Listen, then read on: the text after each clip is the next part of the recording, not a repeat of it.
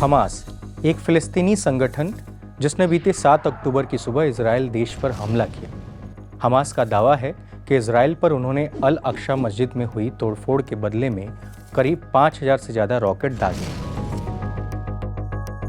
फ़िलिस्तीन और इजराइल के बीच जारी संघर्ष में अब तक इजराइल के कम से कम 700 और फ़िलिस्तीनियों के कम से कम 500 लोगों के मारे जाने की पुष्टि है। हमले में करीब 100 से ज़्यादा इजराइल के नागरिकों की जानें गईं और माना जा रहा है कि करीब 1000 से ज़्यादा फ़िलिस्तीनियों ने इजराइल में घुसपैठ की है। हमास का पूरा नाम हरकत अल मुकावामा अल इस्लामिया है, यानी इस्लामिक प्रतिरोध आंदोलन है। हमास एक आंदोलित संगठन है और फ़िलिस्तीनी इलाके के 2 प्रमुख राजनीतिक दलों में से एक है। यह फ़िलिस्तीन में रहने वाले सुन्नी इस्लामिक लड़ाकों का एक ऐसा संगठन है जो इजराइल द्वारा कब्जा किए गए अपने इलाकों की स्वतंत्रता के लिए जंग लड़ रहा है। हमास की स्थापना फ़िलिस्तीन के एक मौलवी शेख अहमद यासीन ने की थी, जो अपनी शुरुआती ज़िंदगी काहिरा में इस्लामिक पढ़ाई लिखाई करने के बाद मुस्लिम ब्रदरहुड की स्थानीय शाखाओं में एक्टिविस्ट बन गए। मुस्लिम ब्रदरहुड मिस्र का सबसे पुराना और सबसे बड़ा इस्लामिक संगठन है। इसे इख्वान अल मुस्लिमीन के नाम से भी जाना जाता है। इसकी स्थापना 1928 में हसन अल बन्ना ने की थी।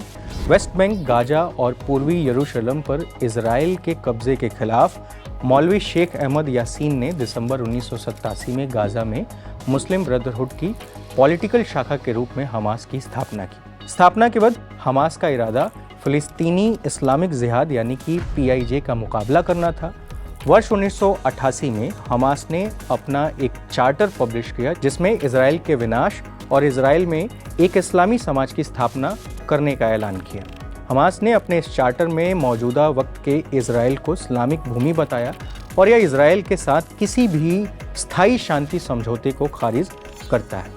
इजरायली सेना ने वर्ष 2004 में एक संघर्ष के दौरान हमास के संस्थापक यासीन की हत्या कर दी। साल 2006 में आखिरी बार फ़िलिस्तीनी संसदीय चुनाव में जीत हासिल करने के बाद गाजा पर हमास का कब्जा हो गया। हमास ने राष्ट्रपति महमूद अब्बास पर उसके खिलाफ साजिश रचने का आरोप लगाया था। वहीं हमास के कब्जे को अब्बास ने तख्तापलट करार दिया था। ये वही समय था जब से हमास और इजराइल के बीच संघर्ष का दौर शुरू हो गया, जिसके बाद अक्सर गाजा से इजराइल पर हमास के रॉकेट हमले होते रहे। वहीं इजराइल भी हवाई हमले और बमबारी करता रहा है। हमास इजराइल राज्य को मान्यता देने से इनकार करता है। हमास ने 1990 के दशक में इजराइल और फ़िलिस्तीन लिबरल ऑर्गेनाइजेशन के मध्य हुई बातचीत के बाद किए गए ओस्लो शांति समझौते का हिंसक विरोध किया था, जबकि इस समझौते के तहत 10 दिसंबर 1993 को PLO ने इजराइल देश को मान्यता दे दी। बदले में इजराइल ने PLO को फ़िलिस्तीन का आधिकारिक प्रतिनिधि माना था। समझौते पर आधिकारिक तौर पर हस्ताक्षर 13 दिसंबर 1993 को हुआ। इस वक्त अमेरिकी राष्ट्रपति रहे बिल क्लिंटन भी समझौते के बीच मौजूद थे। हमास के पास एक सशस्त्र विंग है जिसका नाम इज़ अल दीन अल कसम ब्रिगेड है। यह ब्रिगेड इजराइल में बंदूकधारी और आत्मघाती हमलावर भेजता रहा है। मौजूदा वक्त में हमास के राजनीतिक प्रमुख इस्माइल हनिये हैं। उन्होंने 2017 में लंबे वक्त से नेता खालिद मिशाल की जगह ली थी।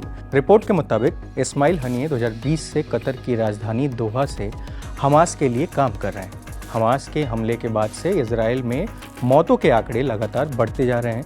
सोमवार को इजराइल के रक्षा मंत्री ने पूरी गाजा पट्टी पर कब्जे का आदेश दिया था। इसके बाद रात भर इजराइल ने गाजा पर हमले किए। जवाब में हमास ने धमकी दी है कि वो इजराइल से पकड़े करीब 150 बंधकों की हत्या कर देंगे। वहीं जंग के बीच इजराइल के प्रधानमंत्री बेंजामिन नेतन्याहू ने कहा कि हमास ने हम पर हमला करके सबसे बड़ी गलती की है। हम इसकी ऐसी कीमत वसूलेंगे जिसे हमास और इजराइल के बाकी दुश्मनों की पीढ़ियां तक याद रखेंगे। भारत की बात करें तो प्रधानमंत्री नरेंद्र मोदी ने इजराइल पर हुए इस हमले पर कहा है कि इजराइल के साथ वो खड़े हैं।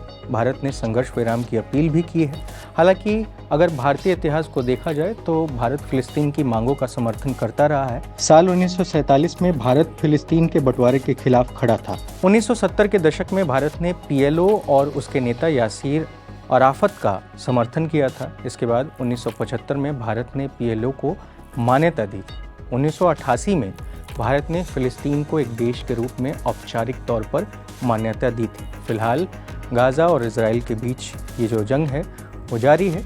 देखना है कि इसमें क्या नए अपडेट आते हैं। जो भी अपडेट होंगे हम आपको अपडेट करते रहेंगे। फिलहाल इस वीडियो में इतना ही। मेरा नाम अनिल शारदा है। बहुत बहुत धन्यवाद।